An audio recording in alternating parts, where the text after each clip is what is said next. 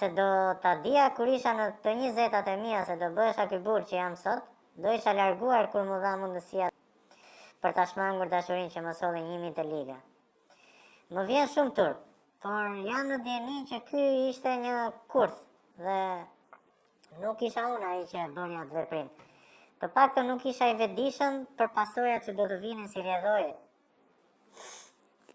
Kam parë shumë nga episodet tuaja me maskë dhe doja të gjeja dikë të ngjashëm si unë, doja të gjeja ngushtrim. Pastaj thash, më mirë që nuk ka, sepse të jesh si unë është një turp i madh në gjitha aspektet. Ndaj vendosa të vije të bërtas atë që më shkatërroi jetën. Të vërtetën që më mallkoi një herë për gjithmonë, të rrëfej si u quajta pordhunuesi vajzës së gruas time. Por para se të shkoj aty, dua të ndaj me ju si filloi e gjitha.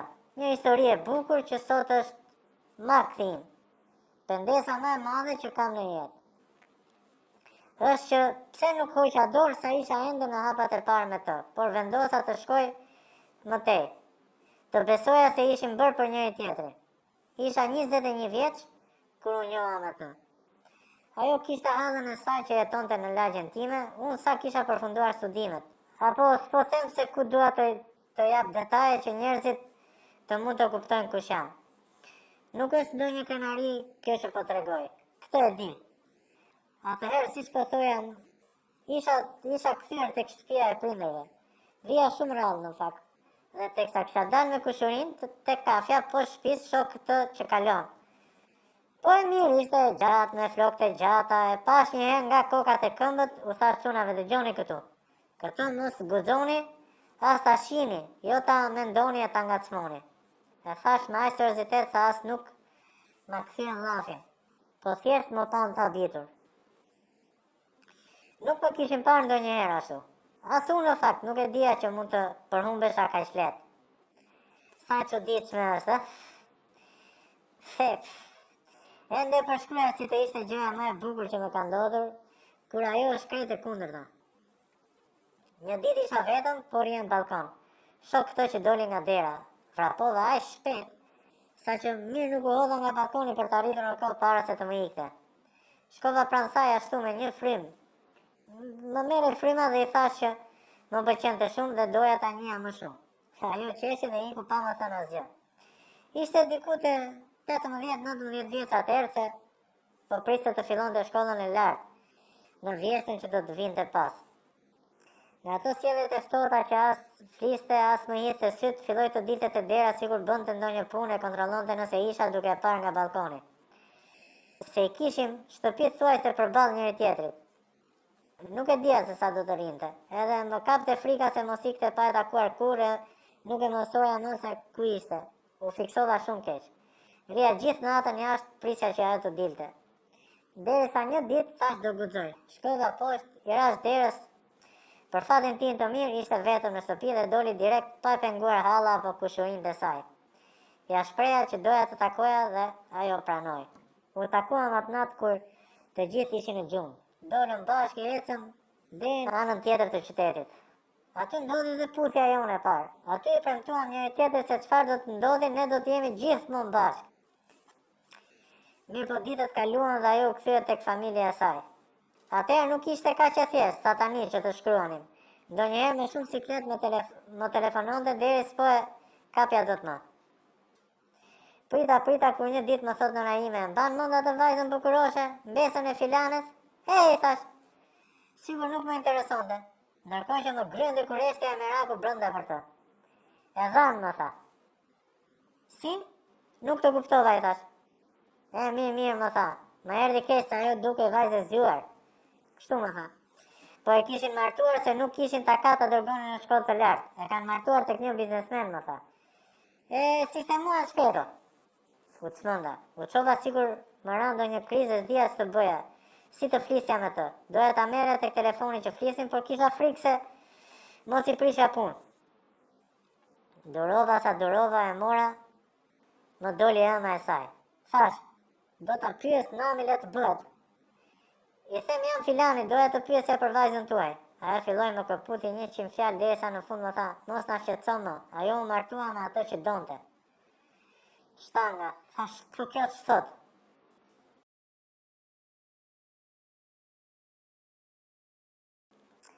Po do shkoj dhe aty, moj, do shkoj, po duke qartë që s'më bën goja ta them. Doja ta filloja me mënyrën se si u dashuruan me njëri tjetrin. Nëse vetmja gjë e bukur prej saj. Po edhe ribashkimi. Do thoni ju si u ribashkuat. Kaluan vite, pas asaj që përjetove nuk e di, por s'doja më të rija në Shqipëri. Në fakt, një farko ika në Itali, se aty kisha të afërm nga ana e babit.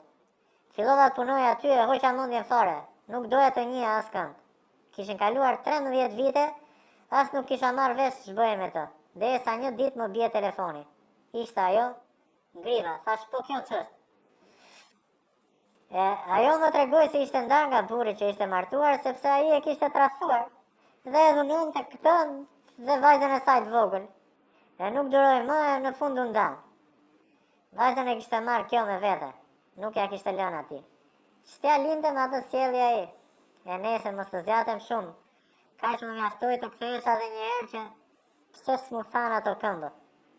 Erdha në Shqipëri, shkova e mora, familja e saj nuk na pengoi fare, madje u gëzuan se shikoni si turp dhe shpenzim, se ishte bashkë me një fëmijë. Unë kisha bërë goxha lek në Itali, punova në ndërtim aty dhe nuk bëja pushim thuajse fare, se doja të isha mendje dhe përfundova si kafsh pune. Megjithatë, siç u thash, nuk pati pengesa nga familja e saj. Ajo nuk donte që të jetonim tek shtëpia ime sepse s'donte të kishte afër asnjë familjar, meqense kishte hallën aty, donte t'i shmangte shpjegimet që duhet të jepte se si e braknisi burrin e saj dhe u largua bashkë me vajzën e vogël. Ai më tepër që u martua dhe me mua më pas. Por nuk ishte vetëm ajo që nuk donte të kishim pranë familjet. Asu nuk doja sepse sa e morën vesh të mit, filluan të më bënin naze, sepse zgjodha të martohej me një grua të divorcuar me fëmijë. Kështu që vendosëm të ikim në një qytet tjetër. Nuk dua ta përmend se ku ikëm. Siç u thash, nuk dua të jap detaje që mund të ndikoj apo të ndihmojnë publikun të më identifikoj. Qoftë edhe vetëm një komshi. Po ne u martuam brenda vitit. Vajzën e regjistruam tek shkolla, gruaja filloi punë tek një restorant si ndihmës kuzhiniere, ndërsa unë vazhdova me ndërtimet, duke qenë se ato më ndihmonin të bëja lek më shpejt. Sidomos kur u thoja që kam punuar në Itali. Gënjeshin direkt, me idenë se bëja punën më mirë se vendasit. Por më duheshin lekët, sepse tani më kishte përgjegjësi për 3 persona. Vitin e parë, bashkë, si që thash, ishim të hallakadër, sa u stabilizuam me një shtëpi, me punë, e çfarë na duhej që të bënim një jetë të qetë për njëri tjetrin paktën, atë që kishim ndëruar shumë vite më parë. Që atëherë kur ishim ende fëmijë, dashuroheshim pastër, jo si tani, dashurimi interes. Jo nga ana ime, jo nga ana e saj. Kishin kaluar 3 vite që ishim martuar. Unë kisha qef të bëni një fëmijë bashkë, doja të bëhesha baba, se po shkoja 40 pa fëmijë ende. Do thoni ju që kishte vajzën e gruas. E di si ishte të kishte një fëmijë në shtëpi, por me atë nuk ishte një marrëdhënie aq e afërt. Më akuzonte gjithmonë se unë ndava mami nga babi dhe më mbante më ri për këtë, sikur t'ishte fajin. Një ditë i thash gruas, a nuk mendon se ka ardhur koha të kemi një fëmijë bashkë? Kam qef bëhem baba, i thash. Dua të kem fëmijën tim, e marrë, të mirë e marrë. Ne vrikosem se këtu fillon gjithçka, po ku e dija unë i ziu se ç'më priste. Pasi ja thash këto, më refuzoi. Jo ata si duke i rënë larg, jo po unë tani sa dua të provoj kënaqësi të tjera që nuk i provova me bashortin tim, e kishte fjalën për në krevat, por më manipulonte gjithmonë, më ngacmonte duke më thënë që kishte mendime e fantazi të ndryshme që donte të realizonte në vend që të bënte fëmijë. U mërzita, por mendova se kishte thjesht për momentin, jo, se nuk donte fare të bënte fëmijë me mua. Derisa një ditë filloi që kursi të ndërtohej për mua, vajza gruas time për pak muaj bënte 15 vjeçe, ishte e zhvilluar e gjatë si ëma, po tash e mendoje që pa frikës 18 ose 20 vjeç. Nuk është minorene, domethënë. Që tani tingëlloj si pervers. E di. Nuk ka justifikim për atë punë. Jo thash që kjo më rinte shumë ftohtë. Sikur s'më duronte dot. Atë ditë erdhi më tha, sonte kam ditëlindjen e një shoqe dhe dua të më çosh ti. Por Më para tha do më marrësh të ikim të blej një fustan. Unë u habita I zilë se zakonisht këtë puni bënda me të ëmbën. Por nga ana tjetër e pa si mundësi që mund të rregullonim marrëdhënien që gjithë këto vite I kishim shumë të ftohtë. Ika bashkë me të në një qendër tregtare, tha tiri pyet këtu edhe kur të dalë më thuaj si duken. Ashtu bëra. Doli me fustanin e parë, po e bukur shumë, ja tha që të ri shumë bukur. Bëri një nënqeshje, pastaj erdhi me fustanin e pambërthyer më kërkoi që t'ja mbërtheja unë nga pas. U tu dita por prapë thash, nuk ka asgjë të keqe. Kur shkova t'ja mbërthej, ajo erdhi shumë afër meje, sigur nuk mund t'i zgjasja as duart, aq afër e kisha. Erdhi aq afër sa me thënë drejtë më vuri dhe në siklet. Pastaj u kthye dhe llastoi, duke më pyetur, "Ha, a më ri bukur?" Unë u tova fare se mbase do mendoni, po ky kështu, por me të madhe duhet të them që nuk ishte vajza ime, ore. Por ishte një minorene, kjo nuk më falet, e di. Tani mos më thoni që ky nuk ishte një provokim nga ana e saj.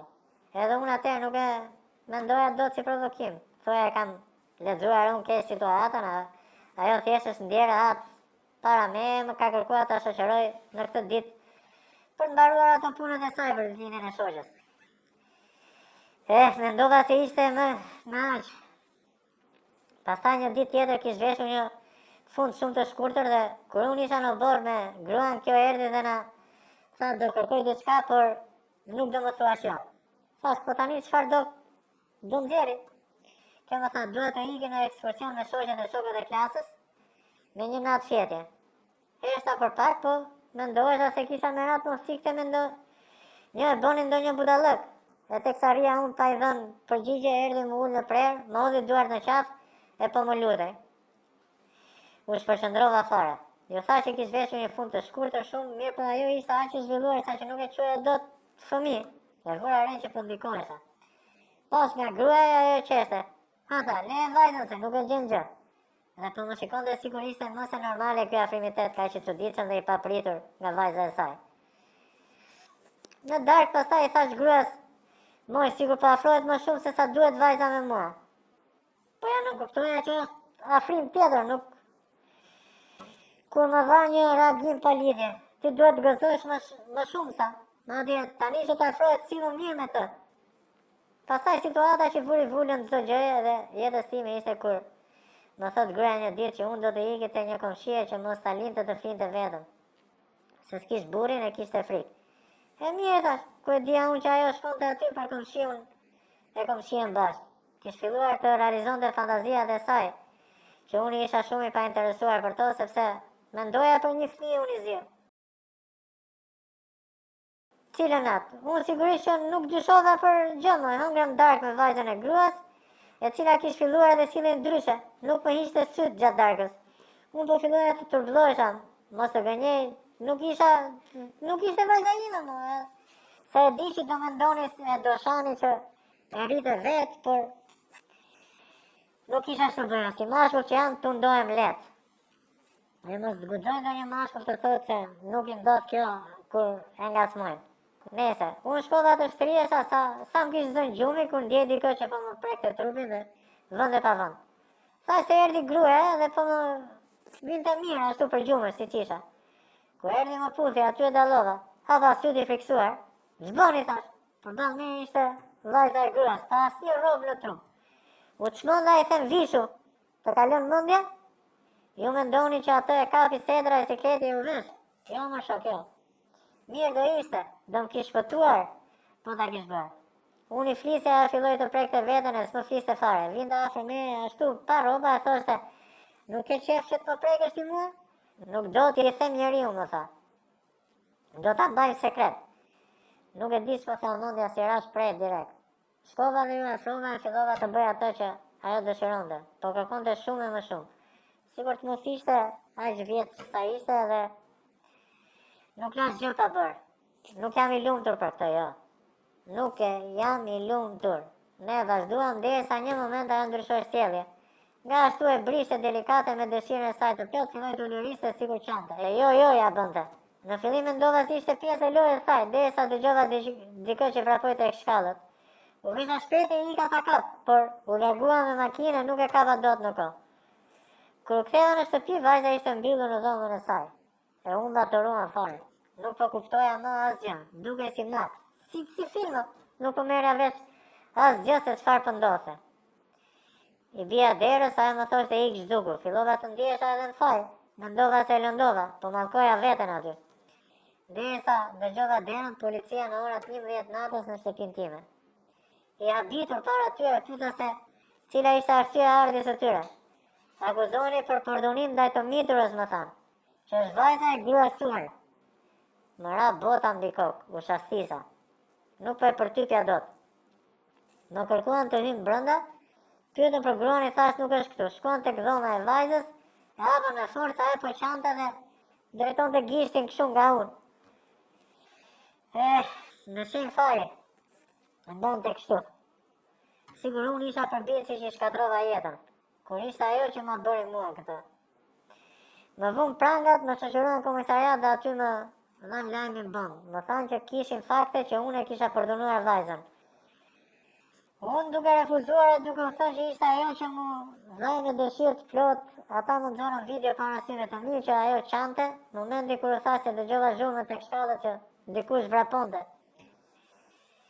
Gjeni se kush e kishte bërë videon.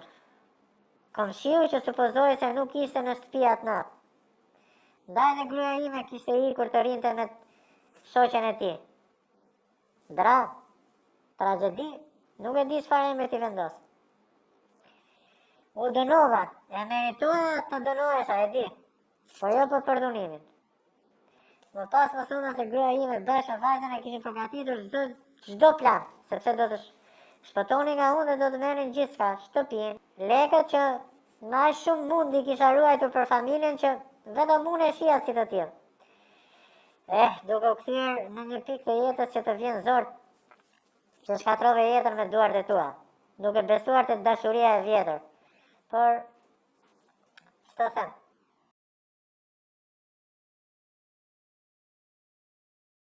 Po unë s'kam shumë, vitin e kaluar kam dalë. Më nxorën më shpejt për sjellje të mirë, qëndrova në burg për 8 vite e gjysmë.